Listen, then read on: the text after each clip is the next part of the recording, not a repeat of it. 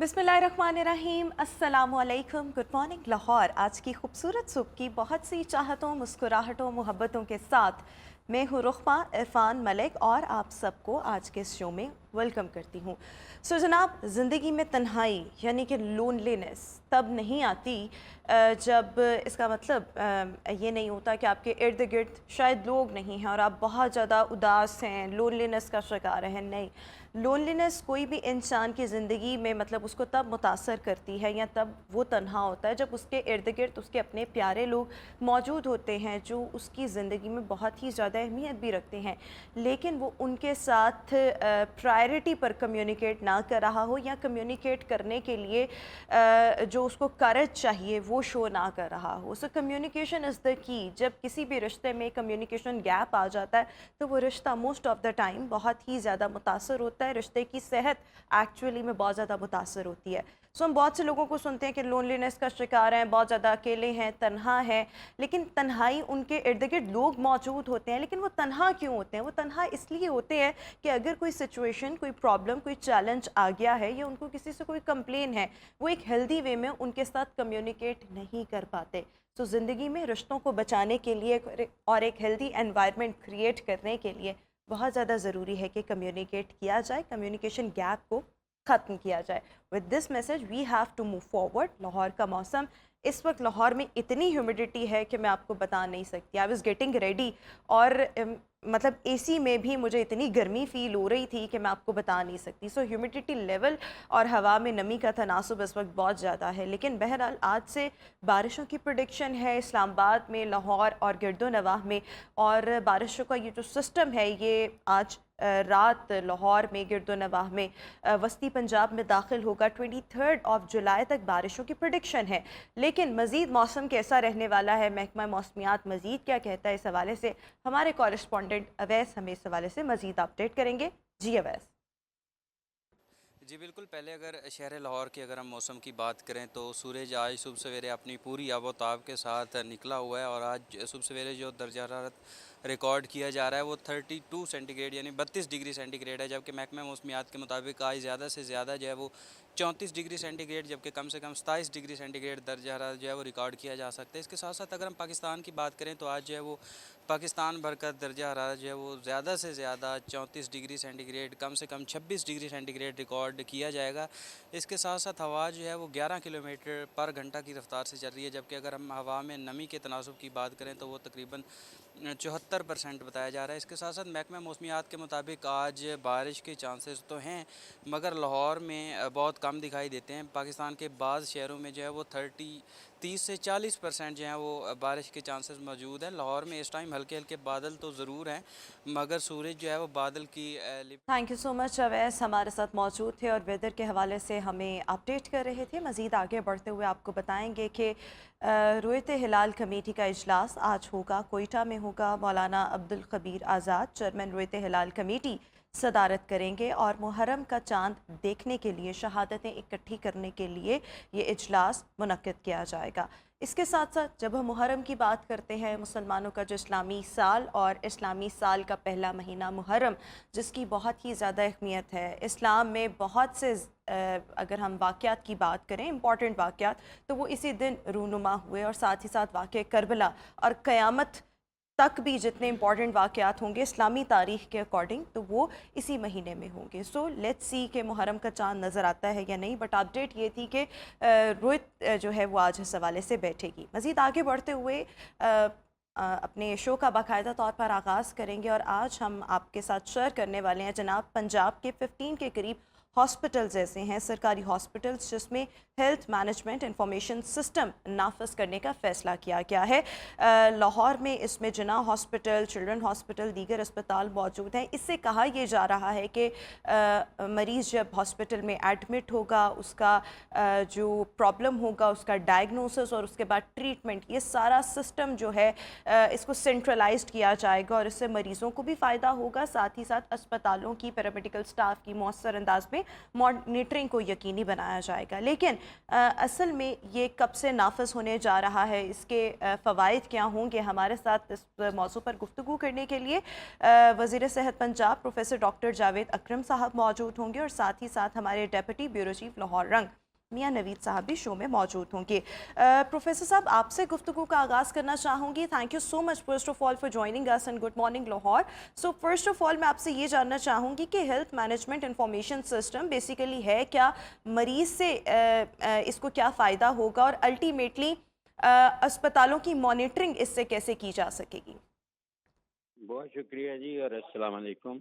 वालेकुम अस्सलाम। देखें, हमारे पाकिस्तान में अनफॉर्चुनेटली बीमारियों की बहुत बड़ी भरमार है और हॉस्पिटल बहुत कम हैं और बीमारियां ज़्यादा हैं, लोग बीमार ज़्यादा हैं और बड़े हॉस्पिटल पिछले 30 साल में आखिरी जो पंजाब को कम अज़ कम मिला वो इतना हॉस्पिटल था, उसके बाद छोटे छोटे हॉस्पिटल बनते रहे। तो ओवर क्राउडिंग बहुत ज़्यादा है, बहुत मरीज़ हैं, हज़ारों और लाखों की तादाद में रोज़ वो आउटडोर एमरजेंसीज में आते हैं और वो शुगर, ब्लड प्रेशर, हार्ट, फालिज और उनको बार बार आना पड़ता है। हर दफ़ा उनकी एक नई फाइल बनती है, नई डाटा रिट्रीव होता है और ये ज़ाहिर है बहुत ही इनएफिशिएंट सिस्टम है। इसमें टाइम भी बहुत लगता है और मरीज़ों के गलत इलाज का भी ख़तरा होता है और जो दवाइयात प्रिस्क्राइब करते हैं हमें पता भी नहीं होता कि ये पहले उनको क्या रिएक्शन हुआ, कोई हिस्ट्री रिट्रीव नहीं होती। तो जना में तो ऑलरेडी हम HMIS सिस्टम जो है hospital management information system use कर रहे हैं, तो कहते हैं एज ए पायलट प्रोजेक्ट, और वो बहुत सक्सेसफुल हुआ है कि हर बंदे का एक MR नंबर है और वो जो उनका ID कार्ड है यही MR नंबर बन जाता है और उनका रिकॉर्ड कहीं दुनिया में कोई भी एक्सेस कर सकता है कि इनको कब क्या हुआ था, क्या नहीं हुआ था। उसके बाद हम ड्रग इंटरेक्शन के बीमारी से इनका किस तरह का इलाज हुआ था और उसका क्या रिजल्ट आया था, उस इंफॉर्मेशन को यूज़ कर सकते हैं बेहतर तशखीस के लिए और बेहतर इलाज के लिए।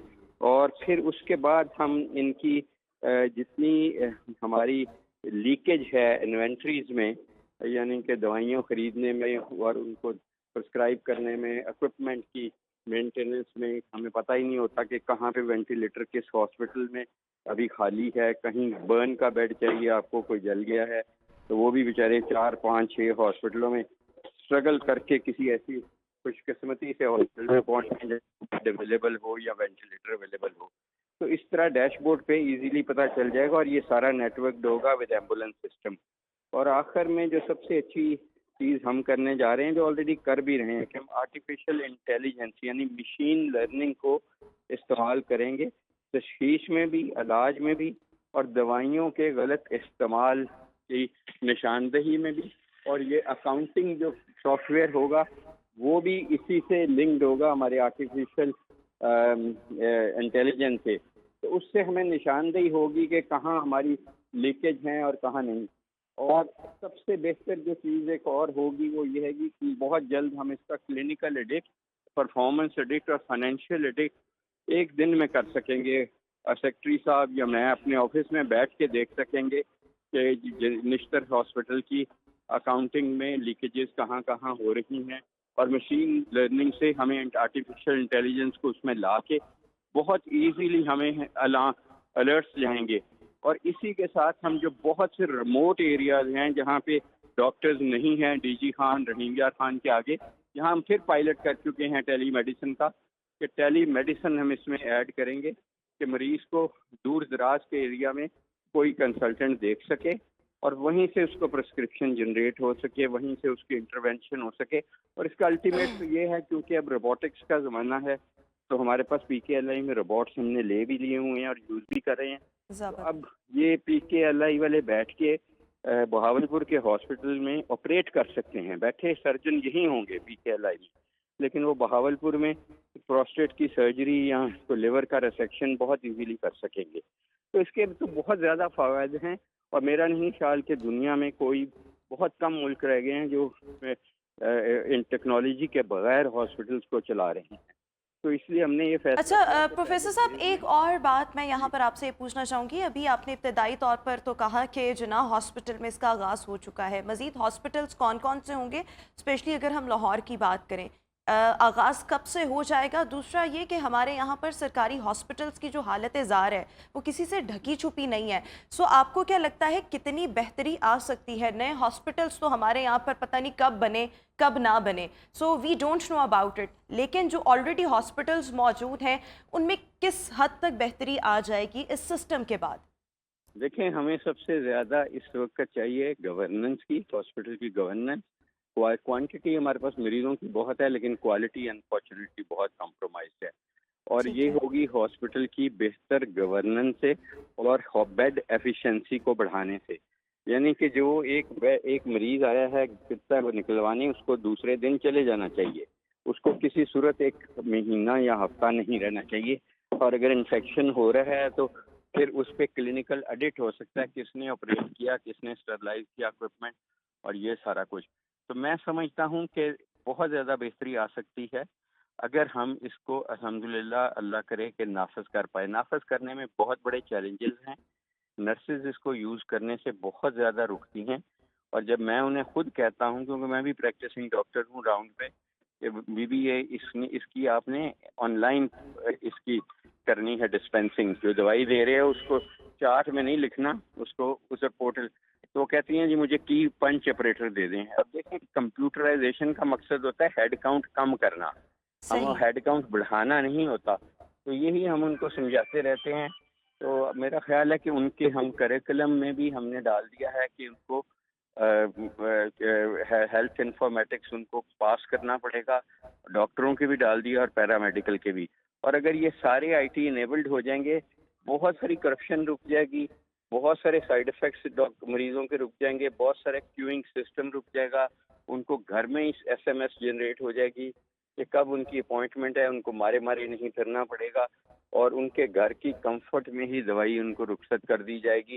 اور اگر ضرورت ہوگی کوئی ایمرجنسی تو ہم وہی ڈاکٹر ان کو ٹیلی میڈیسن کے ذریعے دیکھ بھی لے گا اور آپریٹ بھی کر دے گا ان کے. جیسے میں نے کہا پی کے آئی میں بیٹھ کے ہم ان کا آپریٹ کر سکیں گے ڈی جی خان یا راجن پور بیٹھ کے. اچھا ڈاکٹر صاحب یہ بڑی امپورٹنٹ آپ بات کہہ رہے ہیں کہ پی کے ایل آئی میں بیٹھ کے اگر کسی کی سرجری ہونی ہے بہاول پور لیٹ سے, سو وہاں پر سرجری ہو جائے گی, لیکن یہ کس طرح سے ممکن ہوگا؟ تھوڑا میکینزم میں خود بھی آپ سے اپنی انڈرسٹینڈنگ کے لیے سمجھنا چاہوں دیکھیں, گی. آج کل جو لیٹسٹ زمانہ ہے یہ روبوٹکس کا ہے. میں خود پی کے ایل آئی کا انوگریٹ کرنے گیا تھا, جو ان کے روبوٹس ہم نے انسٹال کیے ہیں. ڈوینچی ایک کمپنی ہے جو پاکستان میں نہیں ہے لیکن باقی روبوٹکس کمپنی ہیں. تو ہمارے پاس وہاں 4 روبوٹس ہیں. تو ان روبوٹس وہ کہیں بھی انہی کے ذریعے آپ روبوٹس میں بیسیکلی آفٹر ٹریننگ آپ کے پورٹل کے اندر جانیے. پی کے ایل آئی میں اگر کسی نے آپریٹ کرنا ہے تو اس کا سرجن نیو یارک میں بیٹھ کے آپریٹ کر سکتا ہے بہت ایزیلی. ظاہر ہے ایک سرجن چھوٹا یہاں بھی ہوگا کہ کوئی ایسی ایمرجنسی ہو جائے, ادروائز یہ آن لائن ایزیلی ہو سکتا ہے, جس کو ہم روبوٹک سرجری کہتے ہیں, جس میں سب سے زیادہ پروسٹیٹ, یہ جو یوٹرس کی سرجریز, لنگ کی سرجریز, لیور کا ریسیکشن, یہ سب کچھ ایزیلی ہو سکتا ہے, اور یہ شروع بھی کسی حد تک ہو چکا ہے. اب ایون ہم پی کے ایل آئی میں بھی میں خود جا کے, حالانکہ میں سرجن نہیں ہوں لیکن میں نے انوگریشن پہ خود آپریٹ بھی کر کے یہ چیز دیکھی تھی. بالکل ٹھیک ہو گیا. ایک اور چیز ڈاکٹر صاحب, ہمارے یہاں پر جس طرح آپ نے بھی کرپشن کی بات کی ہے, کرپشن بہت زیادہ ہے, مریضوں کو ادویات ملتی نہیں ہے, جب ملتی ہیں سو چند ایک لوگوں کو ملتی ہیں. ایک بہت بڑا پرابلم یہ آتا ہے کہ سرکاری ہاسپٹلز میں اسپیشلی جو جونیئر ڈاکٹرز ہوتے ہیں ان کے کھاتے کی جو ادویات ہوتی ہیں وہ خود رکھ لیتے ہیں, اور مریض کو کہا جاتا ہے کہ باہر سے میڈیسن لے کر آئیں, جبکہ سرکاری ہاسپٹل میں علاج فری آف کاسٹ ہوتا ہے, اس کی کوئی کاسٹ نہیں ہوتی. کرپشن بہت زیادہ ہے. پھر ایک اور بڑا پرابلم یہ آتا ہے کہ جو ڈاکٹرز وہاں پر موجود ہوتے ہیں وہ مؤثر انداز میں اپنی ڈیوٹی سر انجام نہیں دے رہے ہوتے. سو آپ کو کیا لگتا ہے ان چیزوں میں بہتری لائی جائے گی اور ڈاکٹرز پر, خواہ وہ جونیئر ہو یا سینئر, چیک اینڈ بیلنس رکھا جا سکے گا؟ جی, مقصد ہی دیکھیں بہتری ہے کہ ایک تو بایو میٹرکس آ جائے گی. نمبر 2 دیکھیں, جہاں پہ جب کرپشن ہوتی ہیں اور ہوتی ہیں کروڑوں کی, ہم اس کو ایکسیپٹ کریں یا نہیں کریں, ہوتی ہیں. اور انفارچونیٹلی ہوتی ہیں کیونکہ ہم کہنے کو تو مسلمان نیشن ہیں اور اس نبی کی ہیں امت, یہ جو جاتے ہوئے کوئی اثاثہ نہیں لے کے گیا تھا، اس کے پاس تو دیے کا تیل بھی نہیں تھا مرتے ہوئے اپنے گھر کے لیے. تو یہ حالانکہ دو جہانوں کی اس کے پاس کنجیاں تھیں. ہم بہت دور چلے گئے ہیں اپنے دین سے بھی اور قائد اعظم کے ویژن سے بھی جس پہ پاکستان بنا تھا. اب اس میں دیکھیں آپ کو میں بے انتہا انکوائریز کنڈکٹ کر چکا ہوں اور کرواتا بھی ہوں. اب مقصد یہ ہے کہ اگر میں کوئی بھی انکوائری کراتا ہوں، آپ کے رپورٹر میاں نوید صاحب یا کوئی نشاندہی کرتے ہیں، تو یا تو ریکارڈ ہوتا ہی نہیں ہے یا ریکارڈ جل جاتا ہے. بہت بڑے پاکستان میں سانحے ہوئے ایل ڈی اے پلازا کا کہ موسٹ لائکلی کہ وہ کرپشن کا بہت ریکارڈ وہاں پڑا تھا، وہ جلا دیا گیا، اس میں لوگ بھی مرے. اس کی پرواہ نہیں ہوتی. اب ہمیں اپنی جان کی پرواہ ہوتی ہے، چاہے اور کوئی مر جائے، ہمارے لاکھ روپے کا نقصان نہ ہو، ملک کا ارب روپے کا نقصان ہو جائے. ہمارا یہ انفارچونیٹلی مائنڈ سیٹ ہے. تو اس لیے ریکارڈ کیپنگ کلاؤڈ بیسڈ، کہ یہ تھرڈ پارٹی میں کلاؤڈ بیسڈ، اور وہ کلاؤڈ کہیں بھی ہو سکتا ہے دنیا میں، وہ ہونا ضروری ہے تاکہ آپ اس کو بر وقت جب انکوائری ہو ریٹریو کر سکیں اس فارم میں کہ آپ کوئی ڈیسیژن لے سکیں. ورنہ تو ادھر امپاسبل ہے. پروسیکیوشن میں کون لوگ ہیں جو کبھی جن کو سزا ملی ہے وہ بچ جاتے ہیں بیکاز ریکارڈ نہیں ہم پروڈیوس کر سکتے، ہم یہ نہیں کر سکتے، وہ نہیں کر صحیح. سکتے.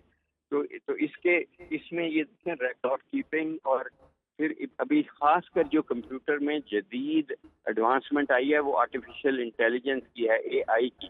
اور اے بالکل. آئی آپ کو تشخیص میں بھی ہیلپ دیتی ہے، آپ کو ٹریٹمنٹ میں بھی ہیلپ دیتی ہے. انفیکشن کوئی دوائی کے ساتھ ہے وہ بھی الرٹ کرتی ہے. بالکل. اور اس کے بعد آپ کو انوینٹری سے وہ جڑی ہوتی ہے کہ یہ دوائیں اتنی نکل گئی، اتنی ایکسپائر ہونے والی ہے، اتنی رہ گئی ہے، تو الرٹس جاری کرتی رہتی ہے. اور یہ آپ لوگوں کا اقدام بہت ہی زیادہ اپریشیبل ہے، and we hope and we pray کہ اس کو مکمل طور پر نافذ بھی کر دیا جائے. آپ لوگ اپنے ہوتے ہوئے یہ سب کر کے جائیں انشاءاللہ.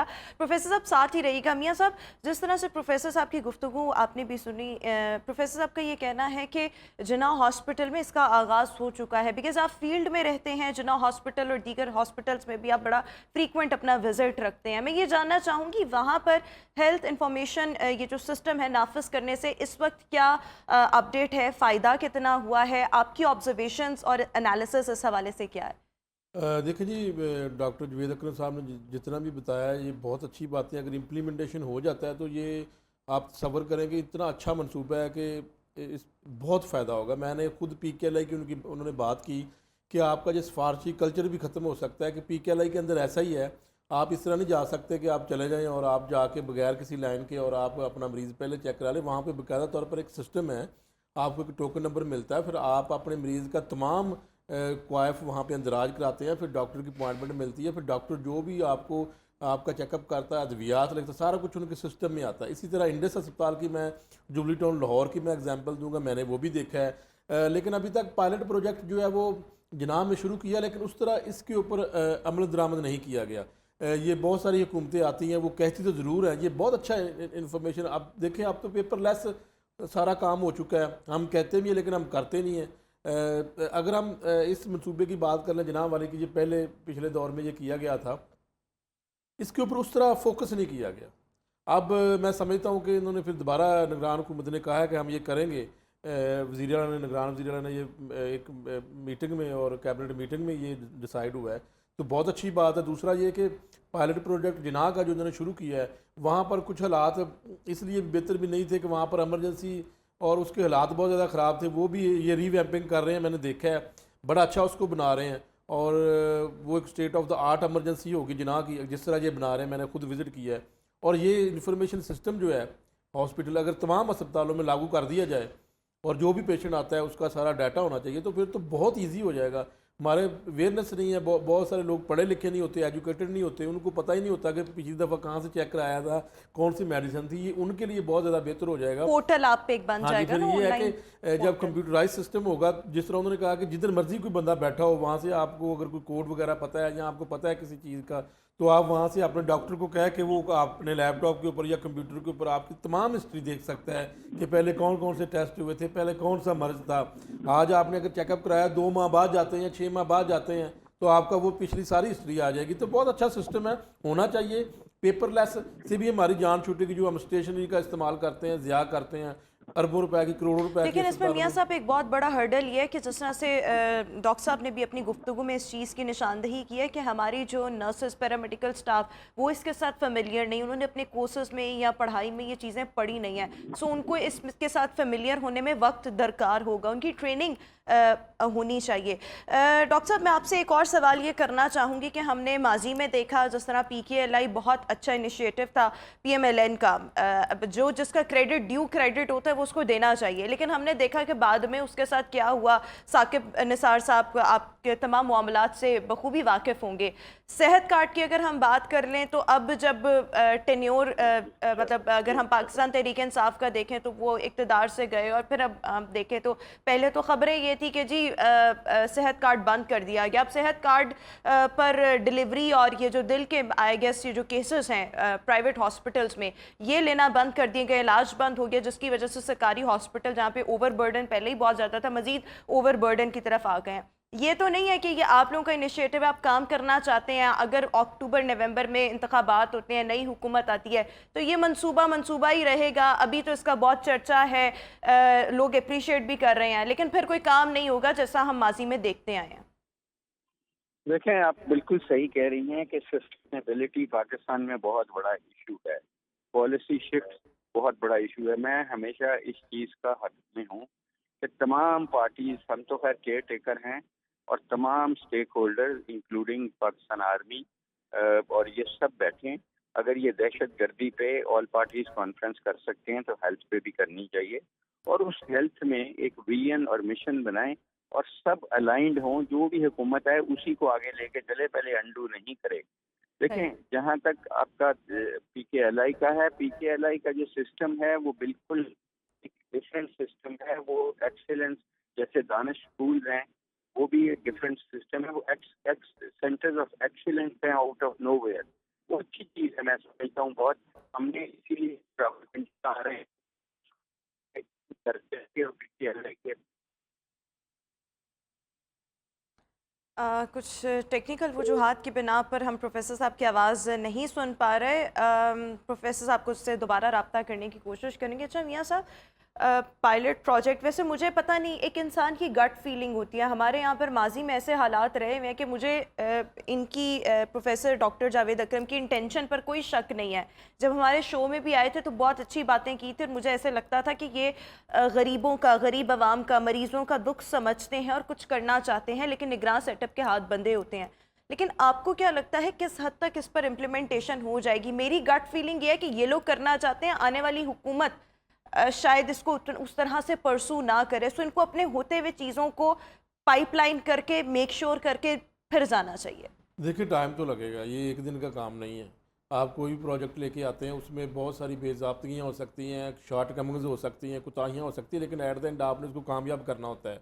ये नहीं कि आपने एक प्रोजेक्ट शुरू कर लिया और आप कहेंगे जी ये दिनों में सिस्टम लाते लाते कोई बेहतरी करेंगे ना। हमें तो आदत पड़ी हुई है स्पार्शी कल्चर की। मैं जाऊंगा, मैं कहूँगा जी मेरा मरीज पहले चेक करें, दूसरे उधर कर दें। हाँ। मैं चाहता हूँ कि टोकन सिस्टम कर दिया जाए। खा मैं जाऊँ, खा कोई मरीज जाए, खा कोई वज़ीर आज़म का मरीज जाए, कोई प्रोटोकॉल ना हो, एक टोकन सिस्टम हो। और उस सिस्टम के तहत मैंने इंडस अस्पताल जुबली टाउन की मैं एग्जाम्पल देता हूँ। मैं वहाँ पर गया हूँ, मेरा दिल खुश हो गया कि ऐसा अस्पताल सरकार का क्यों नहीं हो सकता। एक प्राइवेट सेक्टर में उन्होंने बनाया हुआ और वो फ्री अस्पताल है। देखिए हमारे यहाँ पर अगर हम मुगल आई हॉस्पिटल की बात करें, एक वेलफेयर का हॉस्पिटल है ना, लेकिन वहाँ पर भी सिस्टम बहुत अच्छा है। इवन हम शौकत खानम की भी बात करें, हमारे जितने मर्जी नज़रियाती इख्तलाफात उनके चेयरमैन PTI के साथ हों, लेकिन जो उन्होंने काम किया वो अप्रीशिएबल है। सो ये सब बिल्कुल ठीक बात करें कि सरकारी हॉस्पिटल्स में हुकूमती सतह पर जहाँ पर वसाइल ज़्यादा होते हैं, मैन पावर ज़्यादा होती है, तो वहाँ क्यों नहीं ये काम हो सकते। अच्छा डॉक्टर साहब, गुफ्तगू को वाइंड अप करना है, लेकिन जाते जाते ऑन वेरी लाइटर नोट में आपसे ये चीज़ पूछना चाहूँगी। पहले वक्तों में या अभी भी हम देखते हैं छोटे देहातों में, कस्बों में, शहरों में ये बात कही जाती है कि जो मरीज़ ठीक नहीं हो रहा या जिसकी बीमारी संगीन नौयत की है, ये इमरजेंसी इनू शहर ले जाओ, इनू लौड़ ले जाओ। तो आपको क्या लगता है इस इंफॉर्मेशन सिस्टम की वजह से ये मामलात कम हो जाएंगे या थम जाएंगे? देखें, हमारा मसला ये है कि जो प्राइमरी हेल्थ, जो फर्स्ट लाइन डिफेंस है जो आपकी दहलीज पे है, और जो सेकंड लाइन डिफेंस है वो नॉन फंक्शनल है ऑलमोस्ट। तो सारा बोझ उठाया हुआ है टर्शरी केयर हॉस्पिटल ने, जो आइवरी में बड़े बड़े जहाँ पे तख्तियाँ लगा के उनका सिर्फ इफ्तिताह किया गया है।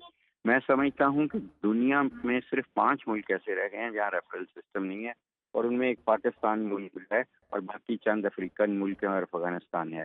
ہمیں ریفرل سسٹم کی بے انتہا ضرورت ہے، لیکن وہ آپ کر نہیں سکتے جب تک ہم ٹیکنالوجی انیبل نہیں کریں، ہر ایمبولینس کو ٹیگ نہیں کریں، ہر جگہ پہ ہمیں پتہ ہو کہاں وینٹیلیٹر خالی ہے، کہاں بیڈ خالی ہے۔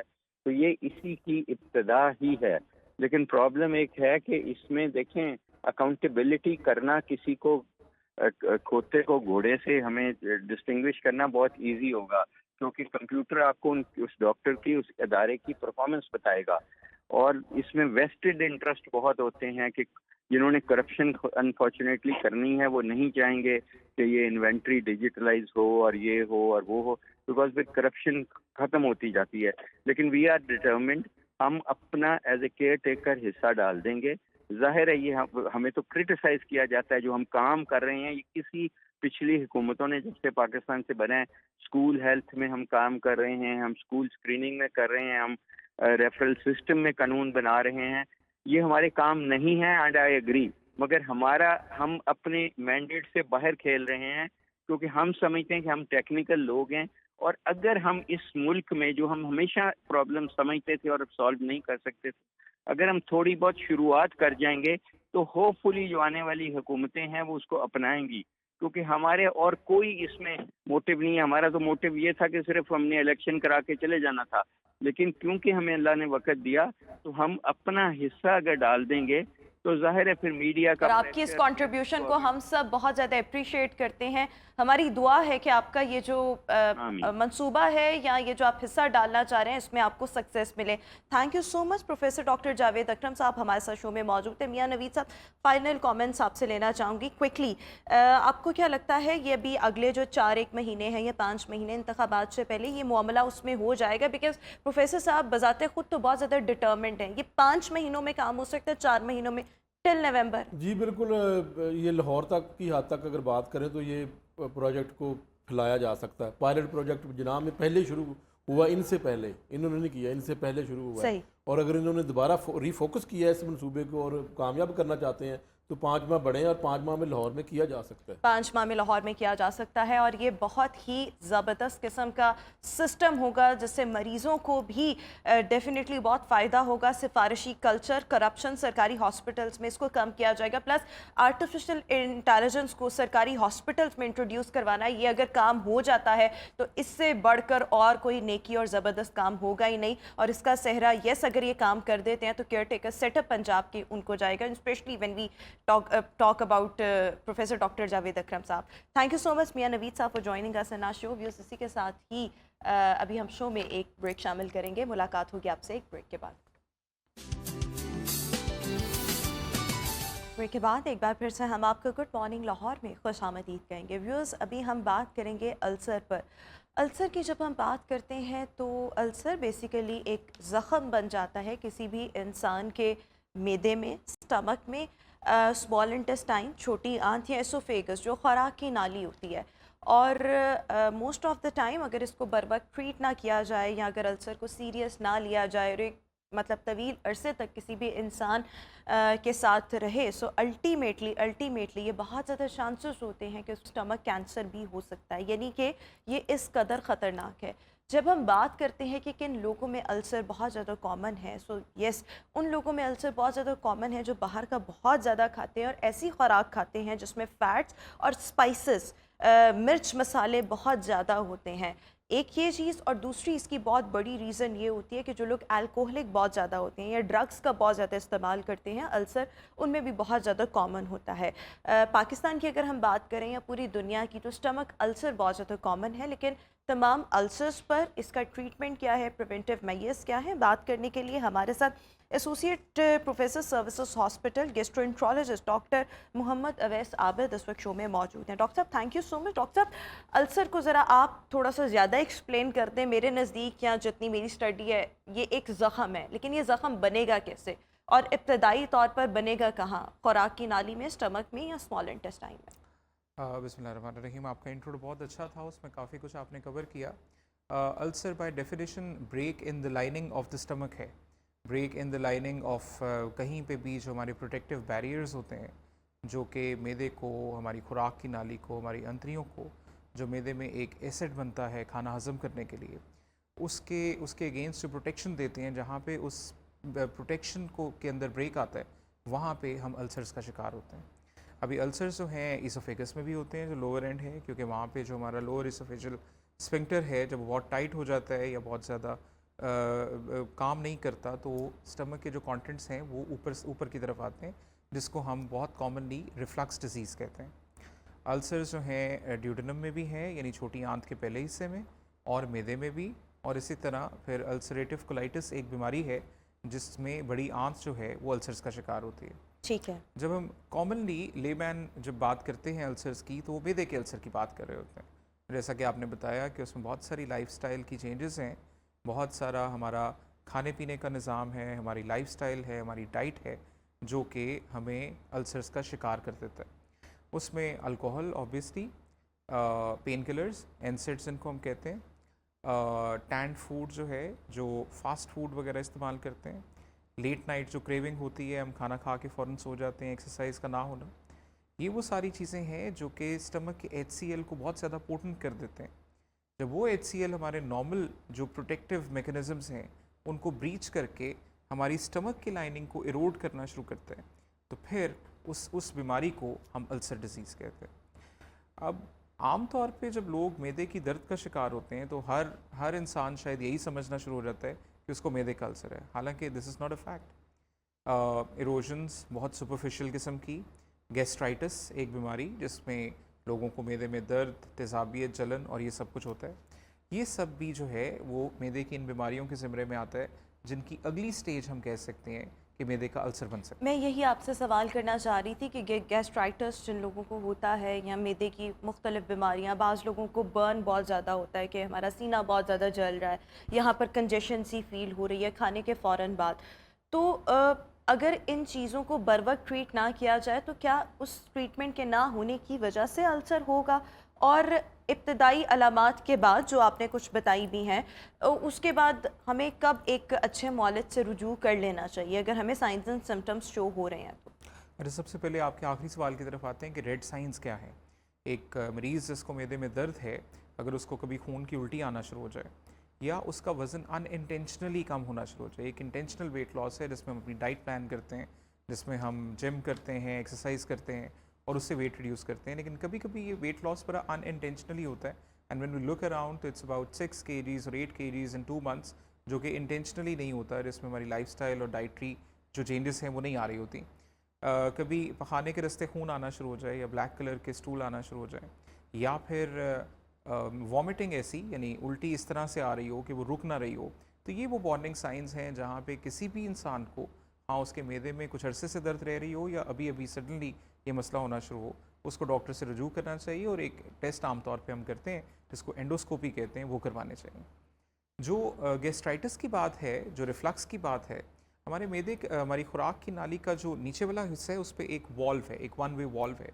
وہ والو جو ہے اس کا فنکشن یہ ہے کہ ایک دفعہ کھانا جب پیٹ میں چلا جائے تو وہ والو بند ہو جاتا ہے تاکہ وہاں پہ سارا ڈائجسٹو پروسیس جو ہے وہ شروع ہو, اور وہ جب تک مکمل نہ ہو جائے وہ والو پھر بند رہتا ہے. It's just like a pressure cooker system یا ایسا سسٹم جہاں پہ اسٹمک کے اندر اتنا پریشر مینٹین کیا جاتا ہے کہ کھانا چھوٹے چھوٹے ٹکڑوں میں ٹوٹ کے آگے انٹسٹائنس کے لیے ڈائجسٹیبل کمپوننٹس میں کنورٹ ہو جائے. کبھی کبھی اس والو کی انکمپیٹنس کی وجہ سے یہی جو سارا جو ڈائجسٹیو پروسیس ہے یہ بہت خراب ہو جاتا ہے. وہی جو ایسڈ ہے, جو گیسٹرک کانٹینٹس ہیں, جو کھانا ہم نے کھایا ہوتا ہے, وہ اوپر کی طرف ریفلکس کرتا ہے یا ریگرج کرتا ہے, اور لوگ بہت کامنلی ایک سمٹم کے ساتھ آتے ہیں کہ ان کو سینے میں جلن ہو رہی ہے یا میدے میں تیزابیت ہو رہی ہے, یا کبھی وہ صبح سو کے اٹھتے ہیں تو ان کے منہ کا ذائقہ کڑوا ہوا ہوتا ہے. تو یہ وہ ساری چیزیں ہیں جن کو ہم گیسٹرک ریفلکس یا گیسٹرائٹس کے زمرے میں لے کے آتے ہیں. ریڈ سائنس وہ کون کون سے ہیں جب آپ کو آنا سٹارٹ ہو جائیں تو اپنے کانشیس رہنا ہے, فوری طور پر ڈاکٹر کو دکھانا؟ ہاں, ریڈ سائنس جیسا کہ میں نے بتایا کہ اگر خون کی الٹی آ جائے, پیٹ میں بہت شدید درد ہونا شروع ہو جائے اچانک سے, اگر ایسی الٹی آئے جو کہ رک نہ رہی ہو, چاہے اس میں خون کا شامل نہ ہو, یا ان انٹینشنل ویٹ لاس ہونا شروع ہو جائے, تو یہ وہ سائنس ہیں جہاں پہ اور آپ کو کہ فوری کتنے طور پر عرصے ڈاکٹر سے تک رجوع کرنا پرزسٹ چاہیے۔ کرے، کیونکہ موسٹلی اگر کسی کو وامٹنگ سٹارٹ ہو جاتی ہے پھر تھوڑے عرصے میں ود ان لائک 24 آورس کوئی آپ الٹیاں روکنے والی میڈیسن استعمال کر لیتے ہیں، چیزیں سیٹل ہو جاتی ہیں۔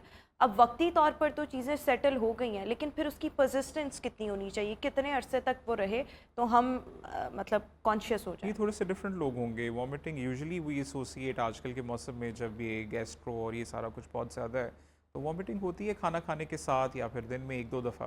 یہ جو انٹریکٹیبل وامٹنگ ہے جس کو ہم کہتے ہیں، یہ پرسسٹنٹلی پیشنٹ وامٹ آؤٹ کر رہا ہوتا ہے، اس نے کچھ کھایا ہو یا نہ کھایا ہو، it's like 6 to 8 attempts in an hour یا اس سے بھی زیادہ، اور برپس آ رہے ہوتے ہیں پرسسٹنٹلی، اور جو بھی پیٹ میں کچھ ہو یا نہ ہو irrespective of the gastric contents, patient کی ایک کوشش ہوتی ہے وامٹ آؤٹ کرنے کی، اور اگر اس میں بلڈ شامل ہو جائے جو کہ مسلسل ریچنگ کی وجہ سے، کیونکہ جو لوور ایسوفیگس ہے اس پہ وامٹنگ کے بعد اتنا پریشر پڑتا ہے کہ کبھی کبھی وہاں پہ ایک ٹیئر آتا ہے جس کو ہم میلری ویز ٹیئر کہتے ہیں، تو یہ وہ انڈیکیشنز ہیں جہاں پہ ہمیں فوراً سے انڈوسکوپی کی طرف ڈاکٹر سے رجوع کرنا آپ چاہیے۔ کی کیونکہ اوبویسلی آپ کا ایک تجربہ ہے، آپ نے اپنے ایکسپیرینس میں اور اپنی پریکٹس میں جتنے بھی لوگ ود السرز دیکھے ہیں، موسٹلی ان کے پیچھے جو ریزن ہے وہ کیا ہوتی ہے؟ موسٹ کامن ریزن کیا؟ وہ الکوہولک بہت زیادہ ہوتے ہیں، مطلب مرچوں کا بہت زیادہ استعمال کرتے ہیں، کیا وجہ ہوتی ہے؟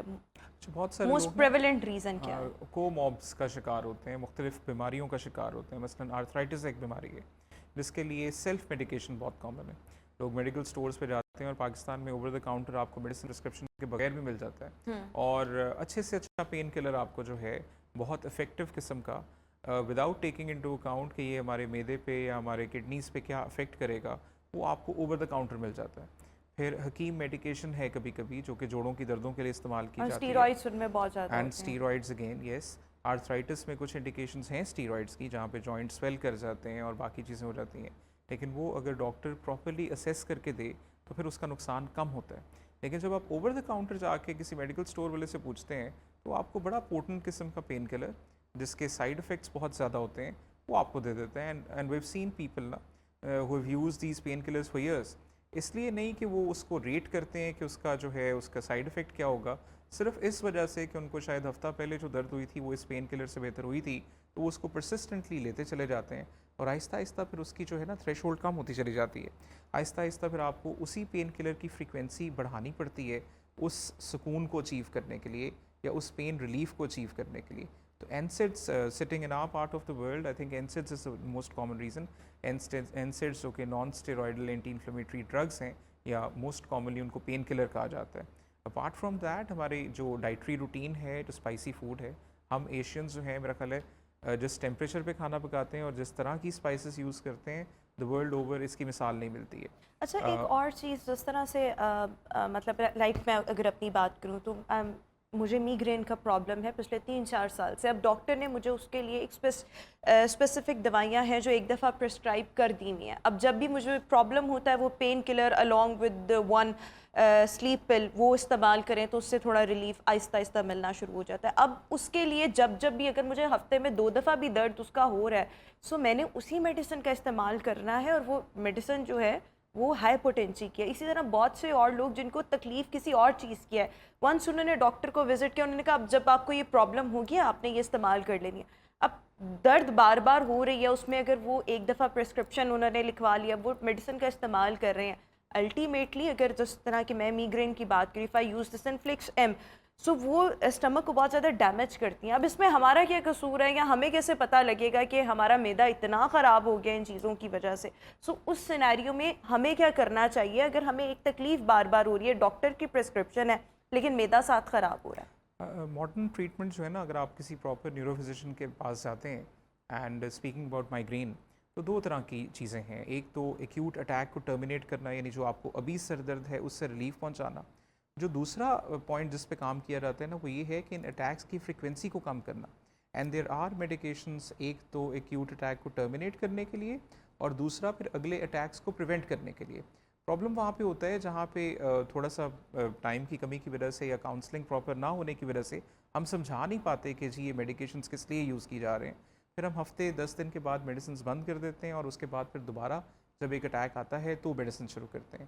تو اگر اس پہ پراپرلی کام کیا جائے لائک فار مائیگرین کہ ایکیوٹ یہ جو اٹیکس کی فریکوینسی ہے اس کو کیسے کم کیا جائے، تو وہ انسان جو کہ مہینے میں 3 یا 4 دفعہ مائیگرین کا شکار ہوتا ہے ultimately with treatment of 1 or 2 months اس کو شاید 2-3 ماہ میں ایک دفعہ جو ہے وہ مائگرین ہوگی.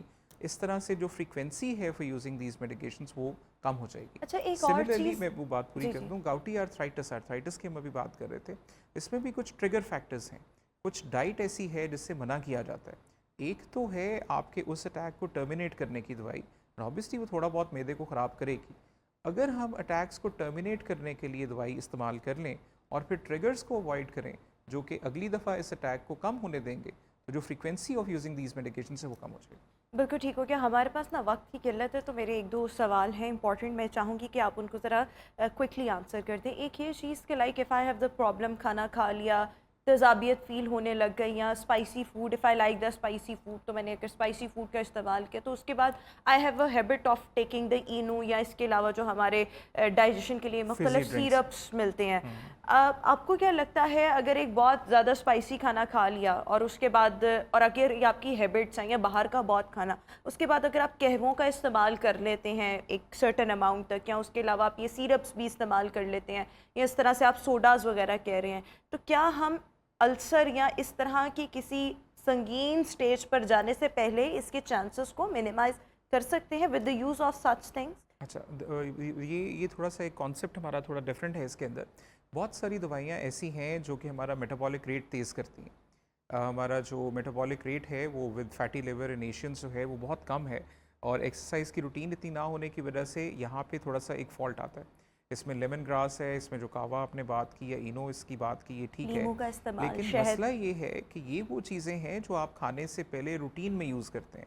اف یو سے کہ آپ نے بڑا پروٹینیشیس ایک میل لیا ہے جس میں مٹن بہت زیادہ تھا, یا اس طرح کی چیزیں باہر سے آپ نے کھائی ہیں, اور اس کے بعد آپ یہ چیزیں پی کے اس کو ہضم کر سکیں گے, تو یہ تھوڑا سا کانسیپٹ ہمارا خراب ہے. آپ کا جو بیزل میٹابولک ریٹ تیز ہوتا ہے وہ ڈیلی روٹین میں آپ آہستہ آہستہ ان چیزوں کو یوز کر کے اس کو تیز کرتے ہیں, فوراً سے ان کا کوئی افیکٹ نہیں ہے. ان فیکٹ وہ جو فزی ڈرنکس کی بات ہے, کبھی کبھی ہمیں وہ ایک برپ کی فیلنگ آتی ہے کھانا کھانے کے بعد, اور ہمیں لگتا ہے کہ شاید وہ ڈائجسٹ ہو رہا ہے.